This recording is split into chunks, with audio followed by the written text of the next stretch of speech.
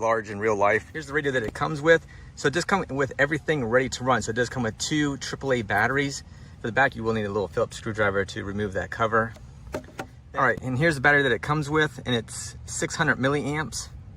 There's a little connection that's on it. All right, and then the little USB charger. It takes about an hour, maybe less than that, to actually give it a full charge. So it's pretty nice. It does have a little blinking light that's on there. Once that light stops blinking, it's fully charged. All right, and you do get the little instruction manual here. So we've been playing with this, my daughter and I. We've been playing around with this thing quite a bit. So we got a little omgrc.com sticker that's on it.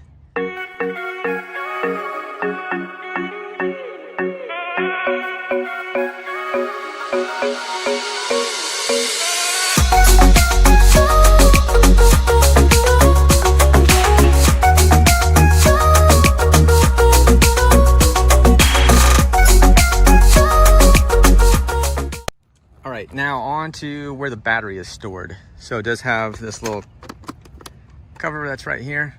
So you just have to turn this and then you can get to it. One thing I will say too, the plastics are nice on this. So not like really cheap, flimsy little plastics or anything like that. So they are a nice quality. What is go ahead and we're just gonna connect these two together. Pop that in there. Plenty of battery space, so you could actually put a bigger battery in it. Give you a little bit more runtime on it.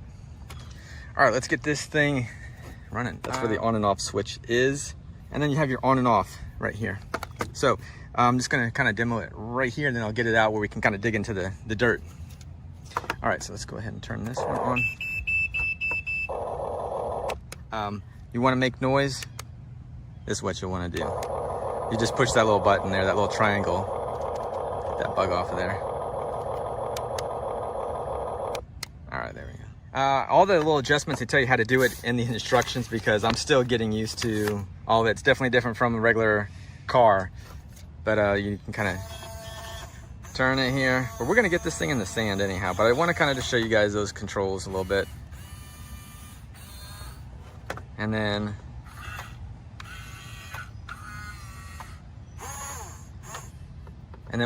all you got little buttons on the bottom, or on the side of it, I guess you want to say, or on the front side of the controller. So if you push these two, the top ones here and here, that'll make it go forward, and then you push the 2 bottom ones, left and right, that'll make it go reverse, where you can, if you only push one, then you can see how that kind of works. So yeah. All right, let's get, we got to get this thing digging up some dirt. So I know you guys want to see that.